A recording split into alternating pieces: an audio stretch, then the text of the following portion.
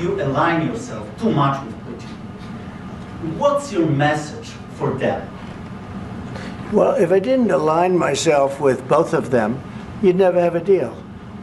You want me to say really terrible things about Putin and then say, "Hi, Vladimir, how are we doing on the deal?" That doesn't work that way. I'm not aligned with Putin. I'm not aligned with anybody. I'm aligned with the United States of America and for the good of the world. I'm aligned with the world, and I want to get this thing over with. You see the hatred he's got for Putin. It's very tough for me to make a deal with that kind of hate. He's got tremendous hatred, and I understand that, but I can tell you the other side isn't exactly in love with, him either.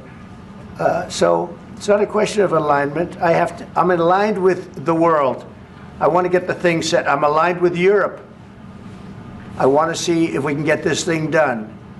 You want me to be tough? I could be tougher than any human being you've ever seen. I'd be so tough. But you're never going to get a deal that way. So that's the way it goes. All right, one more question. I want to respond to this. So look, for 4 years in the United States of America, we had a president who stood up at press conferences and talked tough about Vladimir Putin, and then Putin invaded Ukraine and destroyed a significant chunk of the country. The path to peace and the path to prosperity is maybe engaging in diplomacy. We tried the pathway of Joe Biden of thumping our chest and pretending that the President of the United States' words mattered more than the President of the United States' actions. What makes America a good country is America engaging in diplomacy. That's what President Trump is doing. Can I ask you? Sure. Yeah? Yeah. Okay. So he occupied our big parts of Ukraine, part of East and Crimea. So he occupied it on 2014. So during a lot of years, so I'm not speaking about just Biden, but those time was Obama, then President Obama, then President Trump, then President Biden, now the President Trump, and God bless, now President Trump will stop him. But during 2014, nobody stopped him. He just occupied and took. He killed people. You know what the contact 2015. 2014. 2014 and 2014. 2014. Yeah. So I was not here. Yeah, but that's exactly right. Yes, but during 2014 till 2022, the situation the same. The people have been dying on the contact line. Nobody stopped him. You know that we had conversations with him, a lot of conversation, my bilateral conversation, and we signed with him, me, like a new president. In 2019, I signed with him the deal. I signed with him, Macron and Merkel, we signed ceasefire. Ceasefire. All of them told me that he will never go. We signed him with gas contract. Yes, but after that, he broken this ceasefire. He killed our people and he didn't exchange prisoners. We signed the exchange of prisoners, but he didn't do it. What kind of diplomacy, JD, you are speaking about? What do you mean? I'm talking about the kind of diplomacy that's going to end the destruction of your country. Yes, but if you Mr. President, with respect, I think it's disrespectful for you to come into the Oval Office and try to litigate this in front of the American media. Right now, you guys are going around and forcing conscripts to the front lines because you have manpower problems. You should be thanking the President for trying to bring an end to this conflict. Have you ever been to Ukraine that you say what problems we have?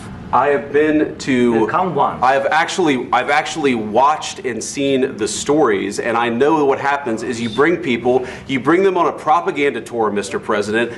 Do you disagree that you've had problems bringing people into your military? And do you think that it's respectful to come to the Oval Office of the United States of America and attack the administration that is trying to prevent the destruction of your country? A lot of questions. Let's start from the beginning. Sure. First of all, during the war, everybody has problems, even you, but you have nice ocean and don't feel now, but you will feel it in the future. God bless. You don't know that. God bless. God bless. You will not have a war. Don't tell us what we're going to feel. We're trying to solve a problem. Don't tell us what we're going to feel. I'm not telling you. Because you're in no position to dictate that. That's Remember exactly this. You're in no position to dictate what we're going to feel. We're going to feel very good. You will feel influence. We're going to feel very good and very strong. You will feel influence. You're right now not in a very good position. You've allowed yourself to be in a very bad position, and he happens to be right about it. From the very beginning of the war. You're not in a good position. You don't have the cards right now.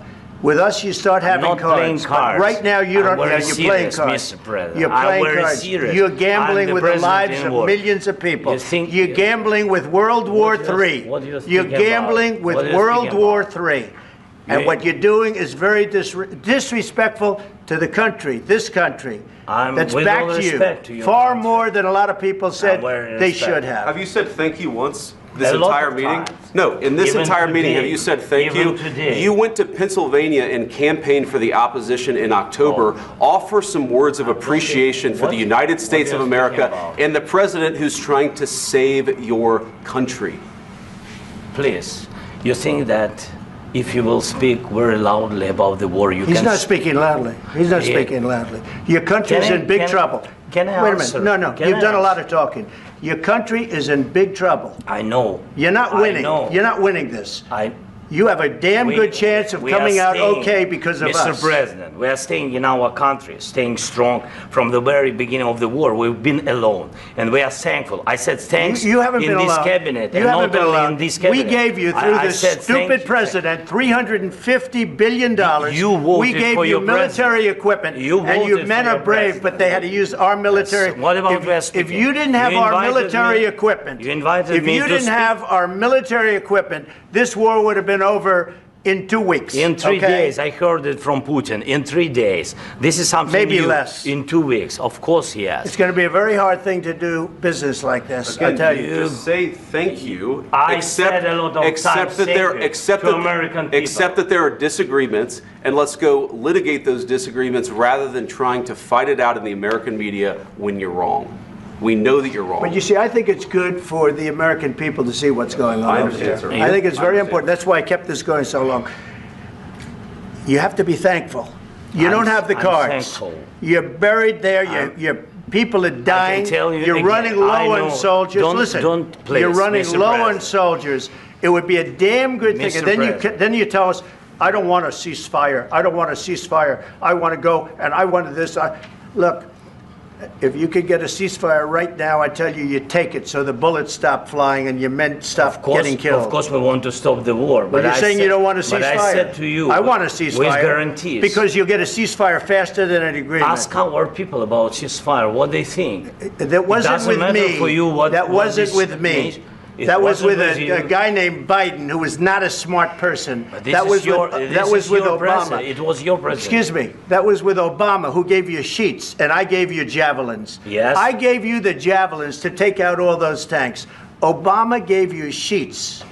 In fact, the statement is Obama gave sheets and Trump gave javelins.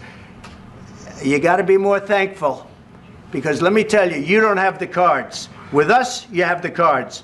But without us, you don't have any cards. One more question to Mr. Vice President. I'm sorry, here. It'll be a tough deal to make, because the attitudes have to change. What if Russia breaks ceasefire? What if Russia breaks peace talks? What do you do then? I understand that it's a heated conversation right now. What are you saying? She's asking, what if Russia breaks the ceasefire? What if anything? What if a bomb drops on your head right now? Okay? What if they broke it? I don't know. They broke it with Biden because Biden, they didn't respect him. They didn't respect Obama. They respect me. Let me tell you, Putin went through a hell of a lot with me. He went through a phony witch hunt where they used him and Russia. Russia. You ever hear of that deal? That was a phony Hunter Biden, Joe Biden scam. Hillary Clinton, Shifty Adam Schiff. It was a Democrat scam. And he had to go through that. And he did go through it. We didn't end up in a war. And he went through it. He was accused of all that stuff. He had nothing to do with it. It came out of Hunter Biden's bathroom. It came out of Hunter Biden's bedroom. It was disgusting. And then they said, oh, the laptop from hell was made by Russia. The 51 agents. The whole thing was a scam. And he had to put up with that. He was being accused of all that stuff. All I can say is this.